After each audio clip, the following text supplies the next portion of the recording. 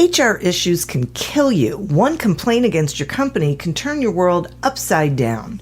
And you spend way too much time dealing with HR when you should be spending your time on making a profit. You should talk to Bambi. With Bambi, get access to your own dedicated US-based HR manager starting at just $99 per month. They get to know you and your business while providing HR expertise and the personal touch you need and want. They're available by phone, email, and real-time chat, so onboarding and terminations run smoothly. Team members reach peak performance, and your business stays compliant with changing HR regulations.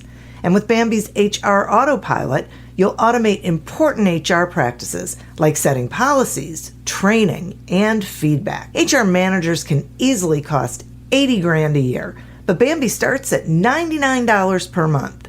Schedule your free conversation today to see how much Bambi can take off your plate. Go to Bambi.com right now and type in Accelerate under podcast when you sign up. It'll really help the show. Spelled BAM, BEE.com.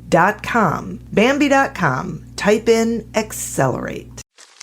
Me, but also you. The Pharaoh fast forwards his favorite foreign film, Powder Donut. Okay, what's my line? The only line I see here on the script is get options based on your budget with the Name Your Price tool from Progressive. Oh man, that's a tongue twister, huh? I'm sorry, I'm gonna need a few more minutes. Bulbous Walrus, the Bulbous Walrus. The Name Your Price tool, only from Progressive. The owl ran afoul of the comatose coxswain. Progressive Casualty Insurance Company and affiliates. Price and coverage match limited by state law.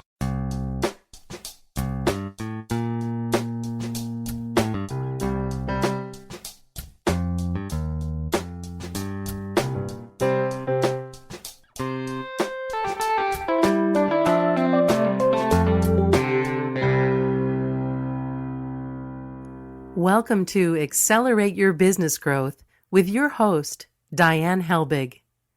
Diane is a leading small business development and leadership coach, author, and speaker who is passionate about sharing valuable ideas, tips, and techniques with business professionals worldwide. Diane brings you the world's experts and gurus in all things business, whether it's sales, structure, social media, planning, or plateauing. Guests bring their expertise and energy to each episode. When growing your business is your focus, Accelerate Your Business Growth is the show to listen to. Got a topic or guest suggestion? Let Diane know. The goal is to make sure you have the information you need to move your business forward. Thanks for joining us. Settle in and enjoy. Hey everybody, thank you so much for joining me. Today's podcast is sponsored by Audible.com. Audible.com is a leading provider of spoken audio entertainment and information. Listen to audiobooks whenever and wherever you want. Get a free book when you sign up for a 30-day free trial at audibletrial.com/businessgrowth. Accelerate Your Business Growth podcast is enjoying inclusion on lists of the best podcasts to listen to. This is really, in all honesty and fairness, due to the wonderful guests that I have had the pleasure of speaking with over the years. These are folks who give of their time and their expertise so that you can find the answers to the questions you have and implement them into your business so you can do better things. Today is no different. My guest today is Ben Baker. Storytelling has always been a way of life for Ben. From a young age, he realized that through telling stories, people listened to him, understood him, and engaged. Professionally, this is what he's been doing now for over 2 decades. He helps brands tell engaging stories that compel their customers to take action. Thanks so much for joining me today, Ben. Diane, it's great being on your show. Thank you very much for sharing the mic. Hey, my pleasure. Thank you. I am wondering if we can start with you defining what a brand is and what it is not, please. Well, let's start off with what it's not, because that's the misconception. A logo is not a brand. You know, the Nike swoosh, the Coca-Cola emblem, the Starbucks logo, none of those are the brand. What is the brand is how you feel about those companies when you look at that logo. You know, it's the ideas, the philosophies, the beliefs of a company and what they stand for, which truly is the brand. I think Jeff Bezos said it great from Amazon. He says, a brand is who you are when you're not in the room. It's how people think about you when you are not in the room. And I think that's probably the best place to start, because there's a misconception that the brand is all about you. It's not. It's how people think about you.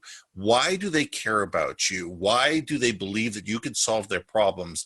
Why do they want to tell your story? That's the essence of your brand, because they believe in you, they trust in you, and they think that you can solve the problems that you have. That's why your brand is important to them. And that's what people should be aiming for. That's great. That makes so much sense to me. Okay.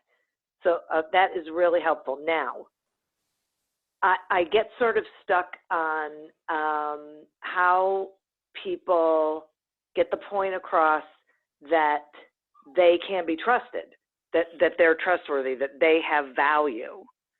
So, because I think it's really hard for people to really understand their own value. I think they always go back to the how of what they do, not the value of what they do. So, do you have thoughts on that? Yeah, and I think people really focus too much on the what they do, not the why or the how they do something, or what makes them important to other people. It's how you build a brand is over a lifetime. A brand is built on influence and trust, and that trust takes time. It's consistency. It's doing the same thing over and over and over and over again until people notice that, hey, wait a second, he didn't do it once. She didn't do it twice. They didn't do it a third time. They always do that. And that's what we can believe. We can believe that we know that this company will take care of us because consistently they say the same thing that they do, and they do it consistently. And that's what the thing is. So, as they say, it takes a lifetime to build a trust, and it takes a minute to break it. And how people break their trust is by not being consistent. I mean, I look at companies that say, we're number one on customer service, and then leave you on hold for 45 minutes. And you know what? It happens all the time. People make these grandiose promises for their brand that they have no expectation or no realistic way of keeping those promises, but they make the promises anyway. And if you do that, you're building that disconnect, and that's what leads to people to mistrust you. That's what leads companies to be commodities, and that's what leads people to sit there and say, well, I guess I got to be cheaper because I have no other value in the marketplace. Oh. Wow. Okay. I get it. Okay. So that's when you said the thing about great customer service and then being on hold for 45 minutes, flashing through my head was experiences I've had recently. Absolutely. We've all had them. It's just crazy, right? I mean, It you is. just think of it immediately. Oh, it's really Well, it doesn't even have to be on hold for 45 minutes. It's telling a customer you're going to get back to them and don't. Yeah. It's having an info at email address that goes nowhere and nobody ever responds to it. Having social media that you send out information, but when somebody replies to you, nobody responds. Yeah. These are all the little things that disconnect, people from your brand. People want to do business with you. People want to trust you. People want you to be valuable to them. And as soon as you break that trust, the only way you're ever going to get it back is to be cheaper. And then all of a sudden you're a commodity, and all of a sudden you're not a valuable person. You're somebody that, well, okay, they sometimes do this, they do sometimes do that, but they're cheaper. So until I can find somebody cheaper, someone better, I need somebody to take care of this. So I'll do it, but I'm going to grind them on the price. Right. Yeah. Speaking of people wanting to do business with you, I have a question about audience, because I think a lot of, especially small business owners, have ideas of who they want to do business with, but it's not necessarily who they should be doing business with. So how does a company figure out who their audience really is? Well, the first thing people have to get out of their head is that anybody with a Visa card or a MasterCard or an Amex is their customer. There's too many people who go into business and go, oh, everybody's my customer. Everybody will want my product. Everybody's gonna love it because I built the 12 slice toaster. Everybody needs a 12 slice toaster because I think it's a great idea. And Right. if you can get rid of that mentality and start looking at who are the people that I truly serve, who are the people whose problems I can actually solve, who are the people that actually that what I'm offering matters to them. It's going to make their life easier. It's going to solve pain points that they have. And by dealing with me, I can actually help them. And if you can be honest and open with yourself about that, that's a great place to start. I mean, I had an epiphany the other day. I said, you know what? If 2% of 2% of the world's population was your customer, you couldn't handle the business. Wow, really? Think about that. That's still millions of people. Right. It may be 3 or 4 million people, but it's 3 or 4 million people. How Yeah. many companies today are set up so they could handle 3 to 4 million customers? Mine isn't. Right. I'm either. lucky if I can Sure. handle 20. If I have 20 clients a year, that's all I want. I want 20 clients a year. So it's a matter of sitting there going, what can you as a business truly handle in terms of business? What do you want to handle? What do your best customers look like today? Why do those people like you? Why do those people find you valuable? Ask them. Right. And then go out and duplicate those people. Right. Find the low-hanging fruit. Find the people that are already in love with what you do, the people that already think that you're the best thing since sliced bread and that you're the one that they want to do business with, and take them out for lunch. Go out and buy them coffee. Pull a survey if it's a lot of people, but be meaningful and authentic about it and sit there and say, look, you're a really good customer to me. You're really valuable. We really like doing business with companies like yours. Why do you love us? What are the things that you really find valuable about us? And listen. And if you do that and you write good notes and you sit there and you analyze and say, okay, people like this do things like that. Seth Godin said it best. People like this do things like that. And if you can figure that out and figure out who your tribe is and duplicate your people who are your best people within your tribe, you're going to get people that you like doing business with, that are profitable clients, that people whose problems you can solve, and you're not pushing that proverbial ball of string uphill. Yeah, it's so, I'm so glad that you are saying this, because this is one of these things that I preach all the time, that there's people who you really enjoy doing business with, and those are the people you should be duplicating. Yeah. That you shouldn't try to be. Once I heard a woman say she wanted 100% of the market share, and I said, no, you don't. Because there's a portion of the market share that's really creepy. And you know want what? Other There's people clients to you have need them. to fire too. Right. And then learn how not to hire. That's right. In the first place. Yeah. Okay. So how does someone tell an effective story that's going to help build that reputation and that trust and that brand awareness? The story comes down to understanding your goals. You need to know, what are your short-term goals? What are your long-term goals? What are your big, hairy, audacious goals? What are the things that scare you?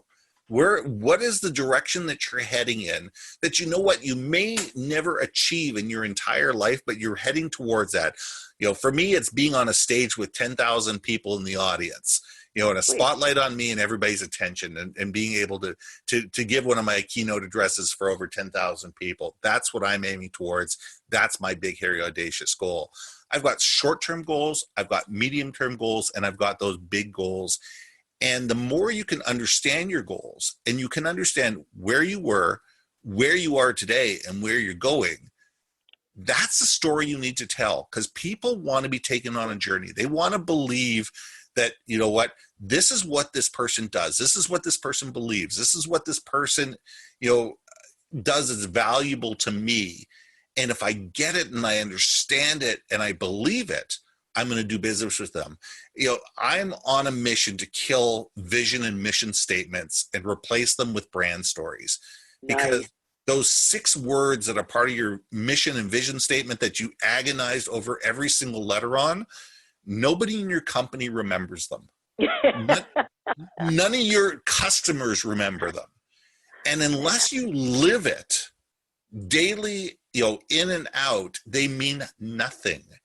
But if you have a brand story that shows a shared vision of where the company is going and what the company believes in, you can tell that to employees, and employees will internalize that, engage with it, believe in it, and tell it in their own way to the people that they have influence with. So it doesn't matter if it's the person on the customer service line, sales, marketing, ops, finance, whatever. If they are all in line with your brand story and they know, where you came from, where you are, and where you're going, and what your value truly is as a company, these are the people we serve and why.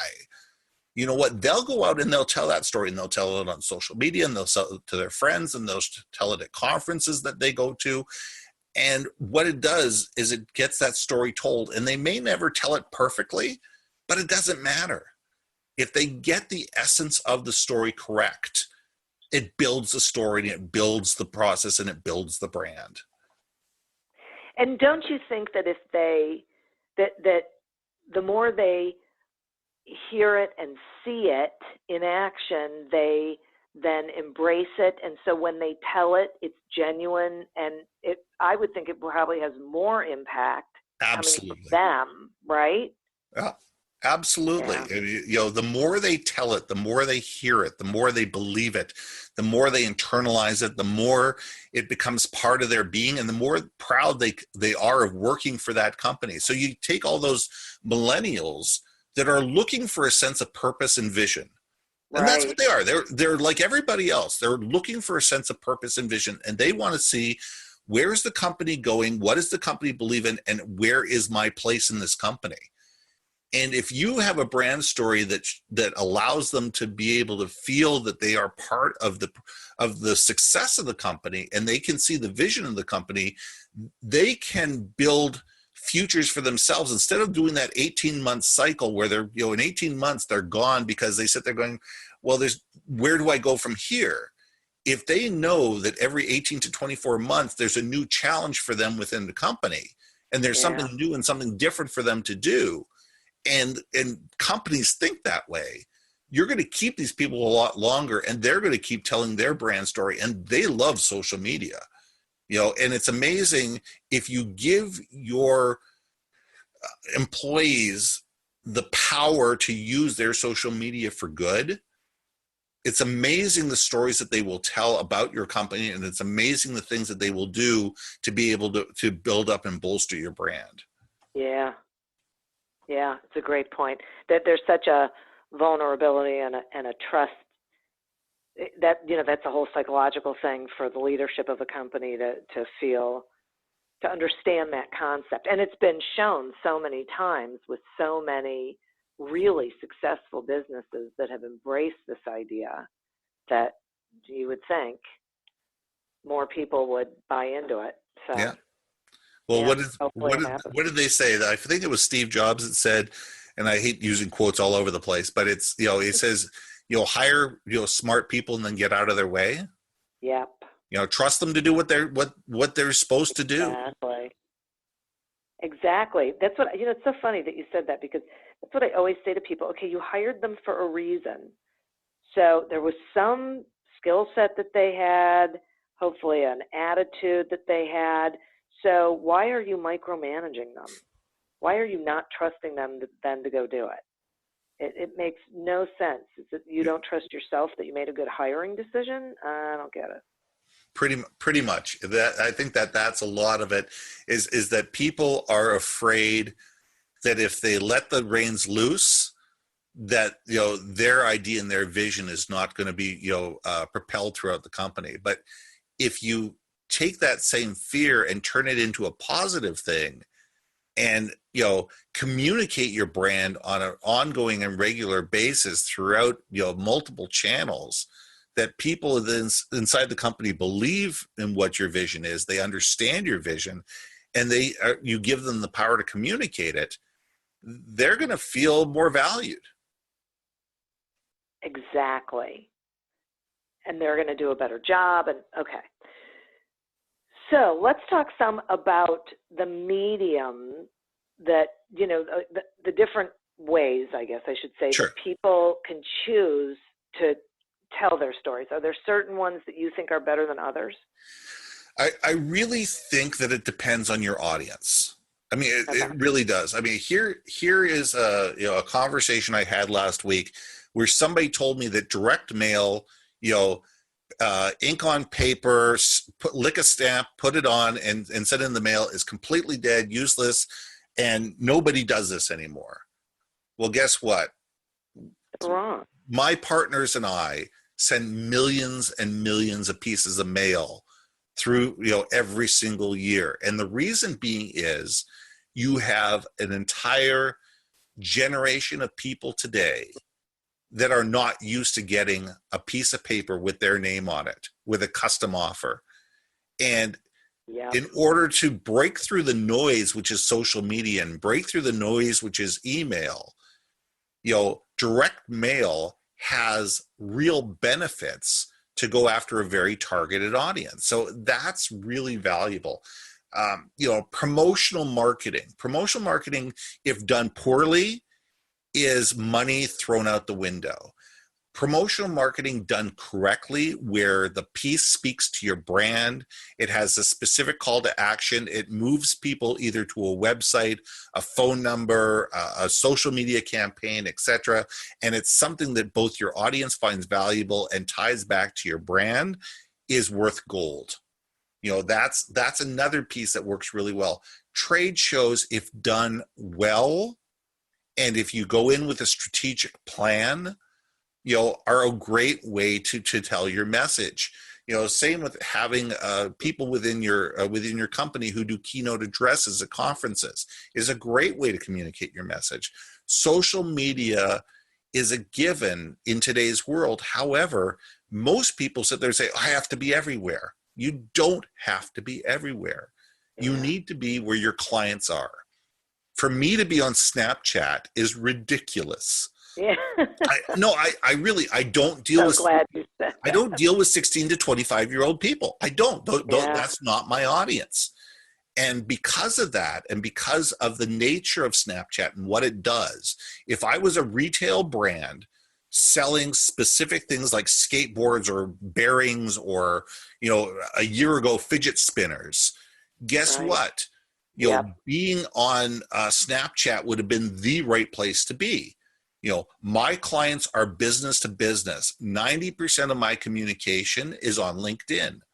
You know, do I have Facebook? Yes, it's a number 3. Actually, it's a number 4 communication device for me. But what you need to understand is, unless you're willing to dedicate the time, the resources, and the people to manage your social media properly, to be listening to your social media, to be responding in timely manner to your social media, don't be there. Like, it's like having a blog and blogging once every 3 years. You know, don't have a blog. Right. You know, if you can't commit to a consistent period of time, it could be once a month. It could be a quarterly blog. I know, you know, a CFO that blogs quarterly, but he has 25,000 people that read it. Wow. You know, but you look at things like that. It's who's your audience? How often do they want to hear from you? And by which mediums? Until you can understand that, you know, it's hard to figure out what you're going to say, because you need to figure out who's your audience, where are they, and how do I use that particular medium's voice to be able to communicate effectively. You know, you don't say the same thing on Facebook as you do on LinkedIn. Your YouTube and your Instagram, policies are completely different, but the message across all the mediums needs to be consistent. The image needs to be consistent. how you present yourself needs to be consistent. This is my brand. So it goes back to really another reason why it's really important that you understand who your audience is, because you have to know how they receive information. Absolutely. Yeah. Absolutely. And that's the thing, as I tell people, until you understand who your audience truly is and why they care about you, you can't communicate with them. Yeah. You can't, it's impossible to communicate with them until you understand what differentiates you from your competition to this specific group of people and why they should care about you. Communicating with them is absolutely impossible, at least in a meaningful way. Right. Yeah. It's like talking another language. Exactly. Yeah. Okay, I got to take a quick sponsor break. Accelerate Your Business Growth podcast is happy to be sponsored by Audible.com. Audible.com is a leading provider of spoken digital audio entertainment and information. They have over 150,000 titles to choose from, and you can listen to them on any device, including whatever you're hearing us on right now. If you sign up at our link, which is audibletrial.com/businessgrowth, you get one free audiobook and a 1-month trial of the service. Some examples of books you can listen to on audible.com are Transform Your Company by Alex Vorobieff and The Irresistible Consultant's Guide to Winning Clients by David A. Fields. So visit audibletrial.com/businessgrowth, explore the books that are of interest to you, and receive one free audiobook when you sign up for the trial. Today we're speaking with Ben Baker about using story to share your brand.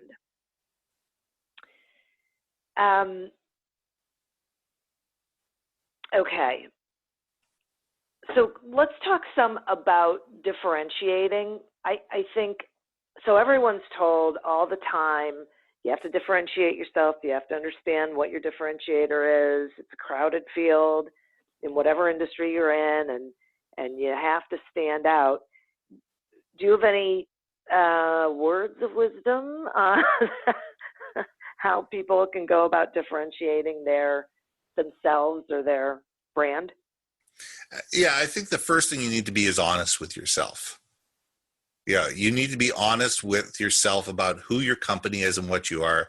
If you're a small little beverage company, you're not going to go after the same differentiation as Coca-Cola is. You need to find out what are the little things that I do that make me different in my marketplace. First of all, what is my marketplace? Who are the people that I want to speak to?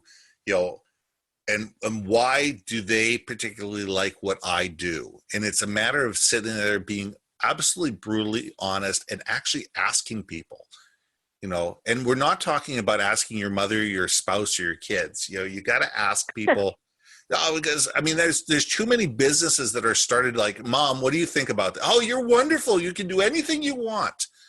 And and I've got one of those mothers, and I'm sure most people have. And there's nothing wrong with having that in your back corner. In fact, it's really nice every once in a while.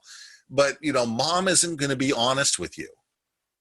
Mom's not going to tell you about your warts. And your spouse might, but mom certainly won't. And it's a matter of actually going out there and doing the market research and figuring out what's your pocket. What is your pocket? What are the things that that you can do that other people can't in the marketplace that you're in? Who are the main competition? And Google is your friend. Google is absolutely your friend to sit there and say, companies that do X within Y, space. And you look there and say, okay, am I looking for 35 to 50-year-old women, or am I looking for 18 to 24-year-old men? Or if it's both of them, the question is, why would one, why do those two different segments want to deal with me? Because it's not just about age and weight and and sexual orientation. It's about what is the value that you can add to these people. And I know I keep going back to that, but that's where your differentiation is. Your differentiation is, first of all, completely and absolutely understanding what makes you unique. And it could be just the fact that, I've got a 21-ounce hammer, but I've built a specific grip for this thing.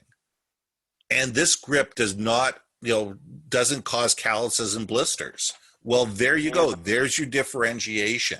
Or the claw is a lot better at getting nails that are embedded into the wood, because of the way that I've designed this thing. Or, I've got a coaching program that is designed for people with PTSD. It's a matter of being that specific and understanding what are the little things, because we all, I do marketing, there's a million companies out there that do marketing. If I just said that, I do strategic marketing, well, so what? Who do you do strategic marketing for? What industries, what, verticals, what, how do I help people that other people don't? That's my differentiating factor. And the fact that I look at companies holistically, I don't believe in any one particular, communication medium. I believe that, that marketing needs to be holistically, online, offline. I work with companies that are 10 to 100 million people. I work only in business to business. I only work with companies that are in growth mode or are stagnating because they've got to a certain price level and they can't figure out how to get to that next level in time. Those are the companies that I'm looking for, and they have to be in business for 5 to 7 years before I'll even touch them. Those are the type of things that you do. And if you are that specific about your differentiation, is you can weed out a lot of people that are not, in your wheelhouse, and people are not customers very quickly. Yeah, which is just as valuable, right? Knowing who isn't. So I really liked that, because you have factored out companies that are not who you want to be working with. And Absolutely. It just leaves you open for the ones that are. And then as you share your brand, you're speaking to the right audience, right? And you're far more focused in your message and in your marketing. You're far more focused to sit there and say, I do this. This is my lane. I don't veer to the left. I don't veer to the right. This is what I do. If you do, something 3 lanes over, you know what? That's not me, but I can refer you to somebody who does that. Yeah, right. Instead of trying to do everything, and then you end up not being able to do anything well. Exactly. And you just confuse everybody, including yourself and your staff. Absolutely. Yeah. Okay, so if someone's listening to this and they're thinking to themselves, okay, I get it, but I'm not really sure how to create my story, are there like certain aspects of the story they should make sure that they're covering? Like when I tell people what to do with their 30-second introduction, I say to them, it's got to be about the value that you bring to whom. Exactly. So, right, it's not about you. So are there certain things that people should be thinking about as they work on crafting their brand story? Yeah, I think people have got to get away from the fact that I do this. I am a marketer. I'm a strategic brander. I'm a dentist. I'm a lawyer. I'm a thing. Start looking at your story in a way to say, how do I help people? My story is I help people stop being commodities and start being brands worth loving. That's my brand story. That's what I do. And people can sit there and say, well, what does that mean? And then I can explain where we are from there. Right. But it's really taking it down to an essence of 12 to 14 words. Yeah. That sit there and say, this is how I help you. And Yeah. you're gonna modify that slightly depending on the audience you're in. But if you have that 12 to 14 word, message that basically says, this is how I help people be better at what they do. First of all, it makes you far more interesting because people sit there and say, oh, this is about me. It's not about him. Yeah. And second of all, people can sit there and say, oh, I either need this or I don't. Right. And it qualifies people very quickly. And people say, oh, that's nice. Oh, listen, I'm going to go get a drink. Okay, fine. Yeah. That's not your client. Yeah. And that's okay. Better exactly. that they not waste your time and you not waste their time and move on than chase them thinking that there might be business when there probably isn't. I know. It's so true. And yet that's what people do all the time. They're like afraid to stand on that hill. Yeah. Yeah. Yeah. And another thing you said that I thought was so valuable in there is if you have that 12 to 14 word sentence and it's about the value that you bring, it compels people, if they're interested, to say, really, tell me more, or Exactly. How do you do that? And now you're in a conversation with them where you get to tell them more of the story. Yeah. Because, if you tell people, I'm picking on accountants, but if you just say, I'm an accountant, I'm a lawyer, I'm a CPA. Oh, that's nice. People have a preconceived message about what that person is, whether it's right or it's wrong. Or I already have a CPA, or I already have a lawyer. Yeah. So all of a sudden you by labeling yourself as, as a profession, you've probably, pigeonholed yourself way sooner than you should be. Right, exactly. Okay, will you do me a favor? I so appreciate this information. I think it is so valuable. Will you tell the listeners how they can find you and what you've got going on? Yeah, the best way to find me is through my website. It's yourbrandmarketing.com. Now, I just wrote a book, and the book is called Powerful Personal Brands, a hands-on guide to understanding yours. And if you go to yourbrandmarketing.com/author, you can download a free chapter of my book, and it'll show you how to get it on Amazon.